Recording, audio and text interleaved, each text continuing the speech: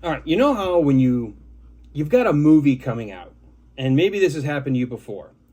You get excited by the first trailer, then you get the second trailer, then you get the final trailer. Everyone's talking about it. You're seeing all this stuff on social media, and you can't wait for this movie. And you get to the theater, you sit there, you're in the theater, and all of a sudden the movie starts, and you go, "Oh, it's not the movie I thought it was going to be." It ends up making you feel a little like you were oversold the movie.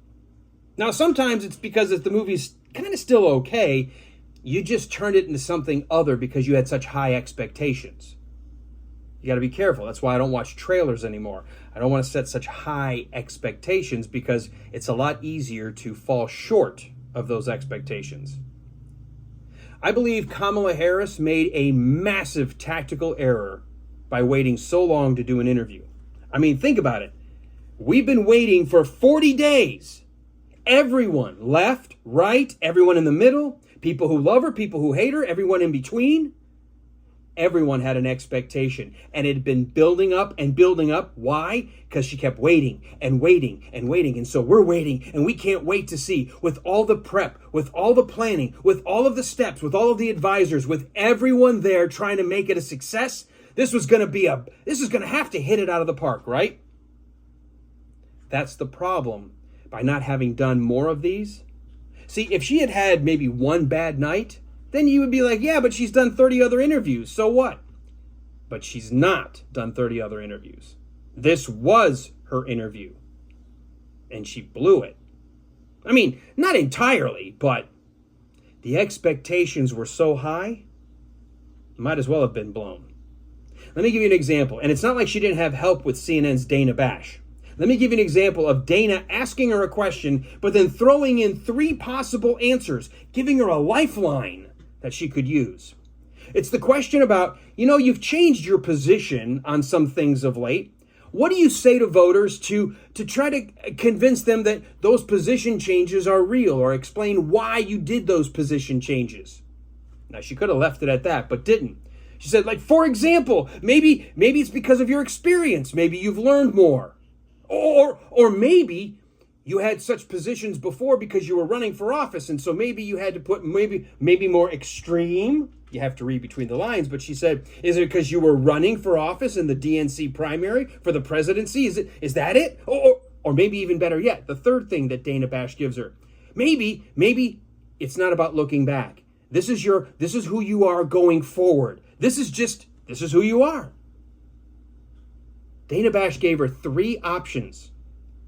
Here are the 4 mistakes Kamala Harris made with just that one question, and it shows what she did wrong the rest of that 18-minute pre-scripted, edited, not live, I don't care what the Chiron graphic interview or Chiron says at the bottom, not live interview. Her first mistake, didn't bother taking a single one of the lifelines. Dana Bash feeds her any one of 3 plausible answers, ignores them. Number 2, her immediate answer is, let me tell you, I don't compromise on my values. I will be who I am. My values have not changed.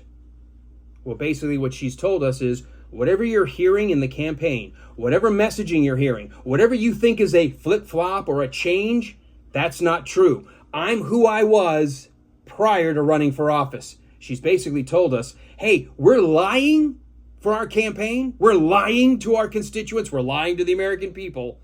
But my values have not changed. I'm simply lying to win the vote.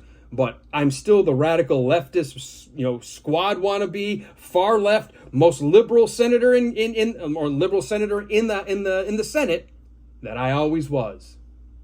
So her second mistake, admitting it's all a facade. The third mistake she made.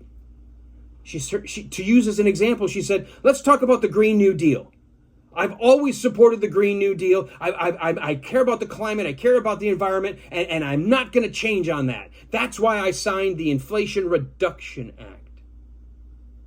She just basically admitted what we told you back when they were talking about it. The Inflation Reduction Act had 0 to do with inflation. It was about the Green New Deal, or at least a big part of it was in funding the thing that couldn't pass before, so they had to hide it into something else. So she's telling you she's corrupt. She's willing to lie, and she's willing to spend money on things that the Congress didn't approve until they had to lie even to Congress about what was in the bill. The last thing she did, word salad. Number 4. The thing she's most notoriously known for, word salad. When talking about the Green New Deal, she said, I have always believed, and I have worked on it, that the climate crisis is real, and that it is an urgent matter, and here comes the word salad, to which we should apply metrics that include holding ourselves to deadlines around time. Okay. Dana Bash tried her best to help her, but Kamala Harris committed 4 errors, 4 huge errors in that one question, and the overall tactical mistake was in waiting so long that she built up the hype and then couldn't sustain the hype that had been built in anticipation of yesterday's event. Had she been doing these all along, we wouldn't even be talking about it. But because this was the big event, she failed just as bigly